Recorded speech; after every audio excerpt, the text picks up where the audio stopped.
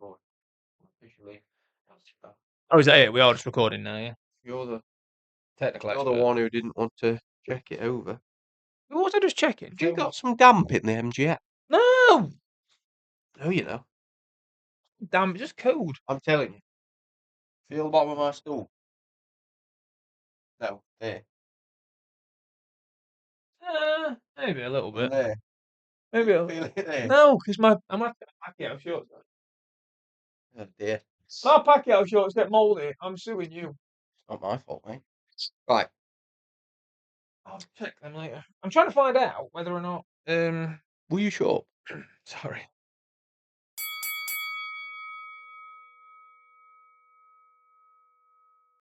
Hello, everybody. Welcome back to Boxing 365 for our latest instalment of Next Card in the Deck. And we're looking at Visioli versus Howarth, courtesy of Mr. Eddie Hearn and Matchroom Boxing at the Indigo 02 in London. It's an interesting card. Plenty of young talent on there again.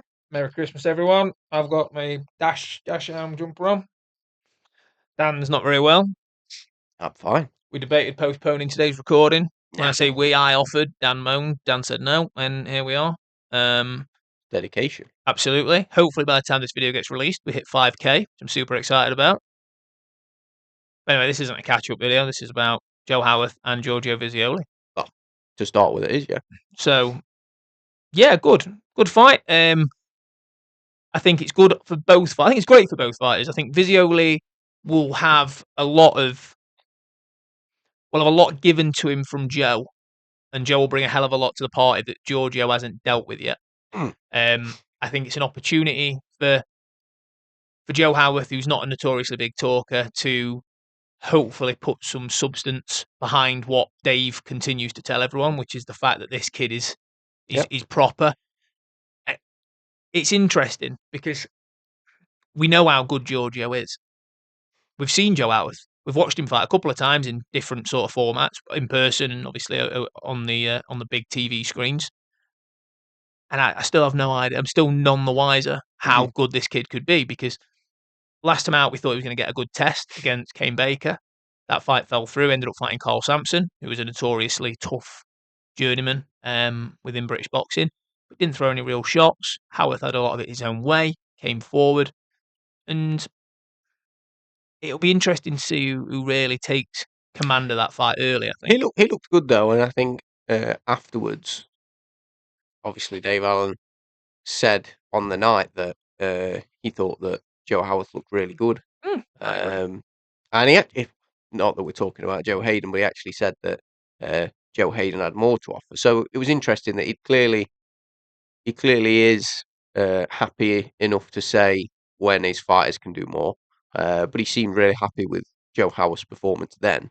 And yeah, I sort of think like it would have been interesting to see how he'd have got on with Kane Baker, and that fight would have given us a really good insight into this fight. Yeah, absolutely. Because we would have had a clear yardstick then. Yeah. And I appreciate styles make fights, but we said before recording, Joe Howarth and Visioli have quite a lot of similarities in regards to their fighting styles. Now, the way I'm trying to approach this fight from an impartial point of view is when we looked at the Aaron Bowen Cowling fight. So we had two fighters with winning records. Cowling had won against, no disrespect, but a hell of a lot of sort of tomato can type fighters, the heavy bag journeyman, just there to sort of get you rounds, teach you a few things. And then on the other hand, you had Aaron Bowen, who was the blue chip prospect coming through Matchroom, all the big support sponsors and the usual bits and bobs. And Cowling came in and proved that he had absolutely everything in his toolkit to beat someone like Aaron Bowen. And the realism of it is, though not giving the game away early, but though I back Visioli to win this from a favourite point of view, I 100% have not written off Joe Howarth. No. Because sometimes the most dangerous fights are the ones that you don't know about your opponent. You can't go, right, I know X does Y. That isn't available for someone like Joe, because it's mad because he's 14 and 1. 14-1, and we know next to nothing about him, other than he's lost, which was a 4-rounder. And let's be honest, 4 rounders are easy to lose. You know, if you slow start, game over, isn't it? Same as in the amateurs. Yeah, I think it'll prove, it'll show us where the sort of trajectory is for each fighter. I think a win over Visioli would do a lot for Howarth in propelling him into bigger fights going forward. I would suggest that the biggest thing to take away from this fight for the winner is that they are going to be the English champion Yeah, at lightweight, and that Absolutely. is going to stand them in good stead. Now, before we started recording, I said to you, I think if it was to be Visioli that goes and wins, Yeah. and he became our English champion, I couldn't see him being much interested in sticking around and defending that. I think No. he'll want to look to move on. Absolutely. And the natural progression, as we were talking about off camera, is that that would be British title, Louis O'Doherty, Massive fight. and that would be a tough fight. Very good But fight as well. interestingly, I don't think that would be the case if it is Joe Howarth that wins. No, I agree. I think Joe Howarth, and especially his team and his corner and Dave Allen, would see him defend that title 100%. once, twice. Yeah, the thing is, and you raise a really good point. So Dave made it very clear from the off when taking this fight. This wasn't a, right, Joe Howarth has passed his apprenticeship. We want Giorgio Visioli. This was in some conversation at some point between Dave and Eddie and Joe, the fight was put to them. Now, this is one of them fights where Joe Howarth would be an absolute sausage to turn down, which will be guaranteed a career high payday, and an opportunity to put himself on the world scene. Giorgio Visioli is one of the highest rated prospects in world boxing. Joe Howarth goes in and beats Giorgio Visioli. Joe Howarth then becomes that guy. He then becomes Jesus. Like when Bam, for example, came and did it. I mean, it was a little bit different because it was late notice, but Bam came and did it against Quadras. No one saw that come in, did it, and then looked to go on. And I'm not saying Joe Howarth is going to go and do a Bam Rodriguez, but my point is Yeah. to Joe Howarth, this isn't if I beat Giorgio Visioli, then I'm going to go to British, then I'm going to European and move through the world level. This is, if I win this, I know I'm at a certain level. I can defend my English title. I can continue my apprenticeship. I can continue to learn, have another 6, 7, 8 fights, whatever it needs to be, in and around that level, and then look to move on. But like you say with Giorgio, I think it's pick the English title up, prove that, yes, this Joe kid is good, but I'm great. Yeah. And then it's the Louis O'Doherty fights and potentially, we discussed a couple of names, but I think for me, I think Louis O'Doherty's a brilliant. I think it's a cracking little scrap, that. I know we said that would be a tough fight. Yeah, 100%. But it's the kind of fight that you've got to take on if you're planning to go all the way to the top. So you're better off, in my opinion. I think if he wins the English title and he looks good doing it, which he's looked good in all of his fights so far. 100%, yeah, move on. Do you think the styles all gel or clash? Not sure it's southpaw and orthodox, but from what I remember of Visioli and what I've seen of him, he's quite sort of fluid anyway, and he's very, especially when he fought Kane Baker, he was very relaxed. He had his hands down. He was switching his stance, not necessarily fighting from an orthodox stance, but he was willing to step in on either and, foot. and just throwing Kane Baker off a little bit. So yeah, I don't know. I like Giorgio. I think he's very good, and I think he'll be a handful. He's obviously got some stopping power as well, more stoppages. I don't think he'll stop Howarth, by the way. No, I don't think he'll stop Howarth. Just I don't know. because Joe Howarth, from what I've right. So Dave Allen is widely regarded as one of the hardest men in boxing. He has said quite openly, Joe Howarth is probably harder than he is. Like Joe Howarth, I think, is a tough little fucker. Like they were joking the other day, while trying to do an interview, but Joe just doesn't talk. And again, I'm not going to do an impression because that'd be offensive for everybody. But they asked him, and they was like, would you be willing to fight Usyk? He'd be like, yeah. It's like, really? Yeah. And Dave was like, literally, this kid thinks he's the hardest man in the world, like genuinely. But he is a tough kid. I think he goes in there. I think I believe he'll go in there with the viewpoint of, I'm big, I'm strong, and hopefully I'm going to probably out-trade or maybe outwork this guy. I'm not sure. We don't know what Visioli's like in deep water. We don't like. There's a lot of questions. It's super interesting. There is. It is going to be a great fight. I think the thing that I would say in in opposition to that would be, I'm not necessarily saying he's going to knock him out or retire him in his corner, but damage and cuts and, It's going to be these are the fights that we absolutely love in boxing. A bit like, you look at, you've got your casual fights, you've got your big sort of your AJ Paul, which will be, what? It's a big casual fight. What do you want me to say? Do you want me to lie? It's a big, don't look at me like that. It's a big casual fight for people that want to watch it's like Misfits, isn't it? It's that side of the circus. Whereas for me, I would much rather tune in to watch Howarth Visioli Howarth, because there's so many unanswered questions, and it could be that opening of a door of a new superstar. And for me, that's what the sport's all about. Yeah. Like central area title fights. True. Like, very true. Our man, Tom Cowlin, Newark lad, big up. Yeah. Right. We will move on from Visioli Howarth, though. We'll go to our next fight, which is also for an English title. John Hedges, Ayton Zorro, English cruiserweight title, which currently held by John Hedges, so he'll be defending it. John Hedges is 11-0, 3 knockouts. He's 23 years old, 6'6", big lad. Very, very big lad. Southpaw. Ayton Zorro is very good. He's a former world title challenger. He is. Probably not deserving of that shot at the time, which is no disrespect to Ayton Zorro. But obviously, Jai Opetaia, when he signed with Matchroom, went through a spell of fighting random British fighters. And again, no disrespect, but Jordan Thompson and Ayton Zorro, respectively, shouldn't have been in a ring with Jai Opetaia. No. Which, again, is you can only fight the guy in front of you, so no disrespect to Jai. However, there are levels to this sport. This is an interesting one. So Ayton Zorro's last fight was against... Bear with me, senor. You not wrote it down, have you? Probably not, no. It's you and this bloody headache. You're normally so thorough. He lost to Alois Yumbi. That was his last fight? Alois Jr., well, yes. I did write that his loss was down, but I didn't realise. Sorry. Realised that was his last fight. You're not all there at the minute. It's all right. The people can see that. All right. You're not your usual lively, positive self. No, I know.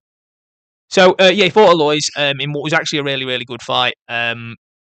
Really close. I thought Ellis could have nicked that. Didn't, is what it is.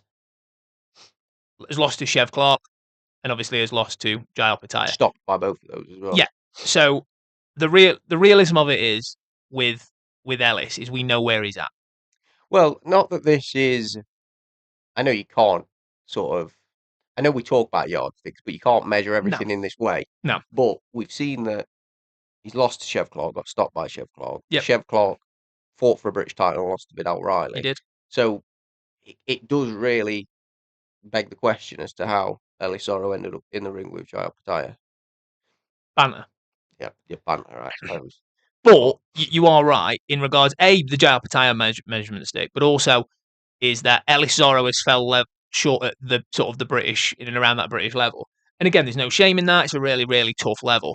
For me, this fight's interesting for two reasons. A, we've not seen anywhere near the best of John Hedges due to a couple of issues, inactivity, some issues with regards to his weight. The guy's 6'6", and at one point, I swear blind, he was making 168. Guy's mad. So he will eventually, I think, end up at heavyweight because he'll fill out into that frame as he gets older. This is a real crossroads fight. Ayton Zorro now has lost. So he's had a win. Let me think.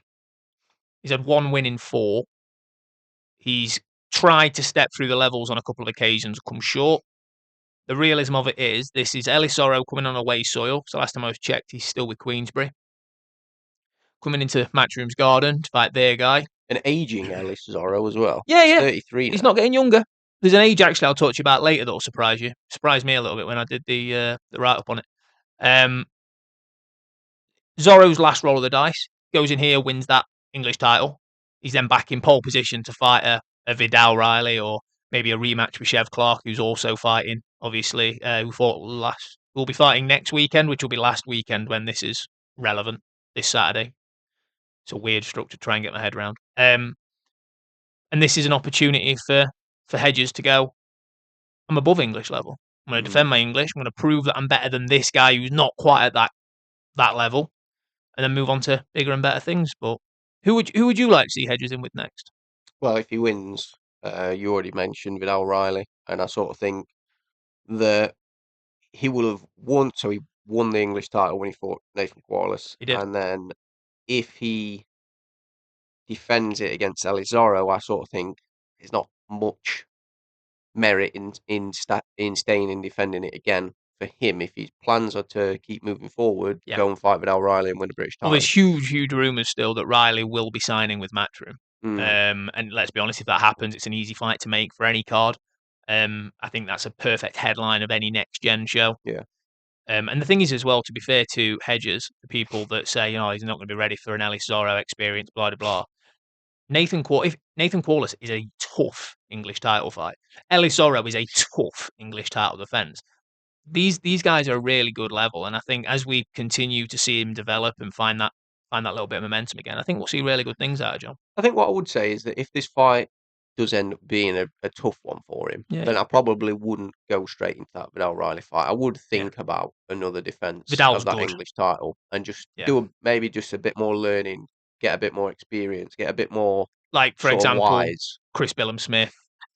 No, wrong way. Bit of a reach. Bit of a reach. Fair enough. But no, great fight. Really excited. And it'll be entertaining nonetheless. Now time for another excellent fight on the card. Somebody who made my British prospect list. I thought we were doing males, but didn't make Tom's because he's a piece of shit. I'm a sexist, narcissistic arsehole. And that is TMA Ayton and Ana Carla Vaz de Moraes. Okay, so tell me about her opponent, Dan. What has I can if you like. I don't want you to tell me. I want you to tell the lovely people at home. She's 7-1. Good record. 3 knockouts. Okay. She's 35 years old. She's 5'4". She's orthodox, and her only loss comes to Fran Hennessy. But this was one of the things that I was going to mention, is that she beat her over the distance in October last year. Okay. So once again, I feel like we said this the last time TMA Ayton fought. It wasn't Fran Hennessy, though. I think it was Chloe Watson or someone like that. It might have been both. I can't think remember. They shared the ring with both. I'm sure they did, yeah. It was Valda Benito, but I can't remember if she fought. Is TMA just going through Fran's old opponents? Maybe. But what I'm saying by this is that, again, if she stops this opponent again, then it's just more fuel to that fire of this person gets rid of opponents. Yeah. And I don't know. I don't want to spend too much time on Tia because you know what I'm like. I get carried away about the fact that she's the second coming of Katie Taylor. Which, bear in mind, I think she will go down as better. I think she will be. She will. Katie Taylor said that. Mate, honestly, I said it from day one. Before she made a debut, I said it from day one. She will go down as the greatest female boxer of all time, and I don't think anyone will come close. This kid is phenomenal. Like, as in, the most excited I've been about a female boxer ever. Like, absolutely nuts. But I don't want to spend too much time on it. We're still seeing her apprenticeship. We're still seeing her journey. She's stepping through the levels. This is her 4th fight. It will be her 4th fight. So she's 3-0, 3 stoppages. Yep. Yeah. If she goes 4-4, who next? Start. Who next for her? Who would you say? I know we spoke about one person, which I thought might have been a bit early. However, we've thought about it. I've sort of said that. So this is going to be her highest rated opponent that she's fought so far, according to BoxRec rankings. Which again, I know that's not necessarily in line with governing bodies. But she's already ranked higher than her opponent. But I think next, women's boxing can move so quickly. We've seen it. We talked about it with the Beatrice Ferreira and Elif Nurtarana fighting this weekend. Yeah, you can move very quickly. Beatrice Ferreira was a world champion in a 4th or 5th fight. I think it was 4th, yeah. And I think there's no reason why TMA Ayton's 5th fight shouldn't put her in the top 10 of most governing bodies. So I think we should pick someone who's in that top 10. And we went for a Brit, Nina Hughes. Yep. She's a previous Commonwealth and WBO international champion at super bantamweight. So she's fought at a high level. She's fought Shanika Johnson twice. Yeah, those are her 2 losses. Yeah, both at world level though, because Shanika's now she's not undisputed, is she? She's missing one of the belts. She's unified, but she's very good. Yeah, so I think that fight. And Nina's old. It's a fight. It's a winnable fight. First of all, it's a tough fight. It's clever matchmaking on your part. Do you want a job at Matchroom? Nah, you like your Eddie, job. if you would like to get me out of my job. I can't say Eddie that. doesn't. I actually don't mind my job. And also, so Eddie doesn't watch our show yet. that's what you think. Is that really right? Okay. No, look, the Nina Hughes fight's good, and you mentioned another name, which I thought was actually quite an interesting mention. Another previous Matchroom fighter, I don't believe she's with Matchroom anymore, is Ramla Ali, who's highly ranked with the IBF. I think she's an opponent who's been stopped previously, doesn't particularly like power, and we're not just trying to pick opponents that we think Tia will beat, but we're trying to look at it as a who is a good enough gauge of where's the next level we need to see Tia at, and for me, both of them probably sit that It's bill. to find somebody who's going to put her well enough ranked that she's going to be deserving of that world title challenge, Absolutely. or not far from it. And I think those sort of fights, especially against, if you can make them a bit more easily, if you can make them all British clashes and things like that, I sort of think, yeah, Nina Hughes would be a good one. I think challenging enough, but a fight that she can win. But then again, I feel like you could say that for most fighters. Yeah. Not to disrespect the rest of the division No. or women's boxing in general, but I think you could say that about most fights. I think she could win most fights, even at this stage. Yeah, I agree. I think she needs a little bit of learning. I think she needs a little bit more development. But I think that obviously, as anything, I think comes with experience. She's 18. She's got the whole. She's She's 18. 19. I think she's 19 now. She happy birthday, Tia. I obviously missed one. But yeah, no, look, phenomenal. Won't stick about. I know we've got a couple of other fighters on the card we want to just quickly mention, which I'm sure we'll reel through now with some more super exciting matchroom talent. Yeah, we can't necessarily go into too much detail on these just because at the time of recording, again, we've noticed recently there's been a couple of videos where we've recorded, we've released prepared the clips and then released the clips, and things have changed. Yeah, so Johnny Fisher's opponent changed, things like that.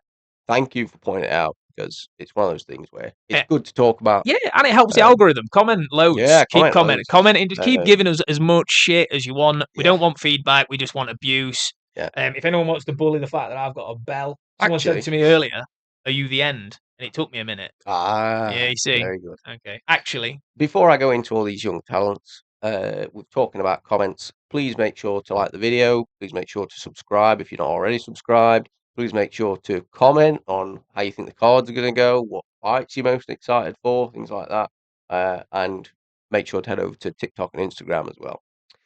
But now that's out of the way, and I've karate chopped the mic. I did think that. These fights don't have opponents as far as we're concerned at the moment. Nothing on Matchroom, nothing on BoxRec. Taylor Bevan. Superb talent. We watched. We were present for his debut back in November last year. And immediately within the first round, me and you went, he's good. He's good. Very good. And he has not proven us wrong yet. No. We'll have most likely at this late stage, it'll be a journeyman or an international opponent of some degree. But that can't carry on forever. Which is why we've done some matchmaking. We have. Well, I'm going to give this all to you. You're the Boxing 365 official matchmaker. I like that. It's all right. You can keep that. We'll get you a badge.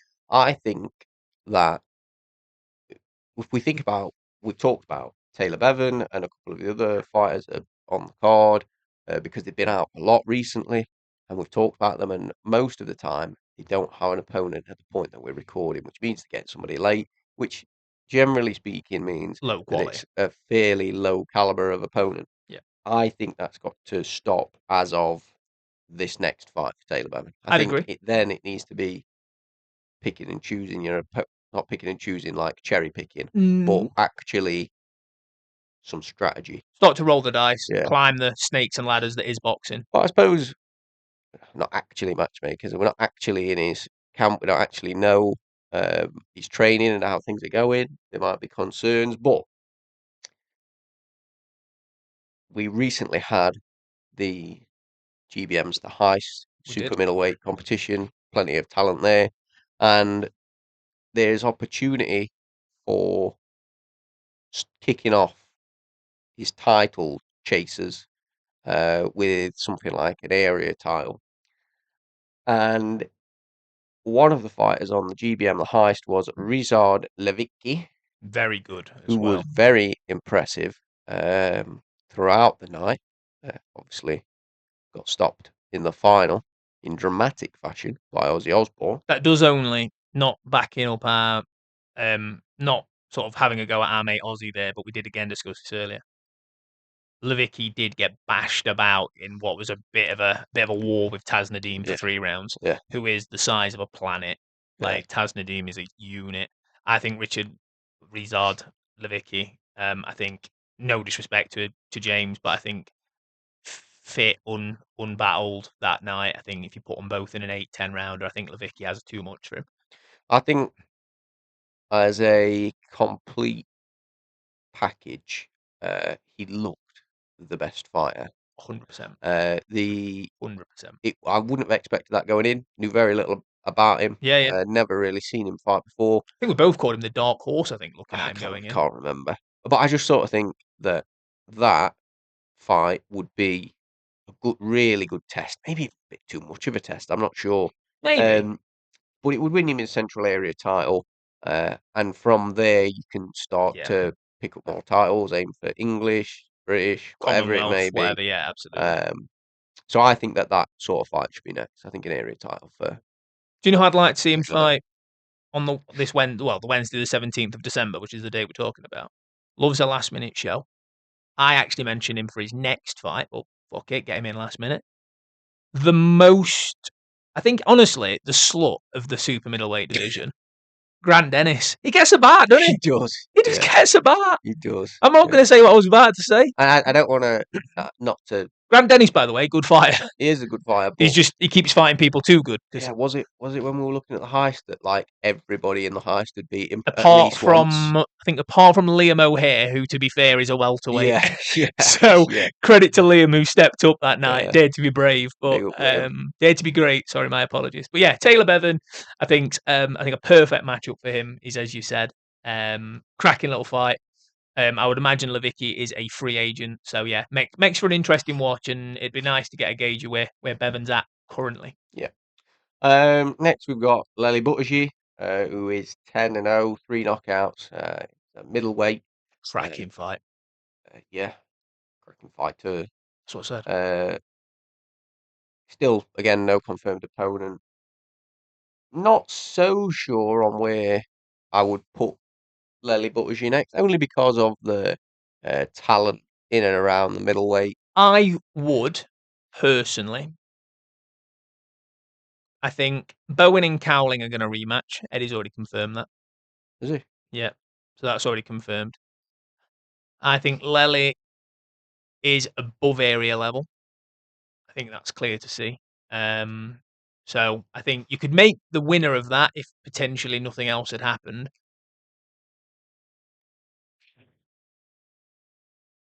George Liddard came out today and said that he wants a Liam Smith or a Liam Williams, someone of that ilk. So Jimmy Sains probably ain't going to get that fight. Are they going to put Lely and Jimmy in yet? I don't think so. I think it's too early for both. Is Lely ready for a...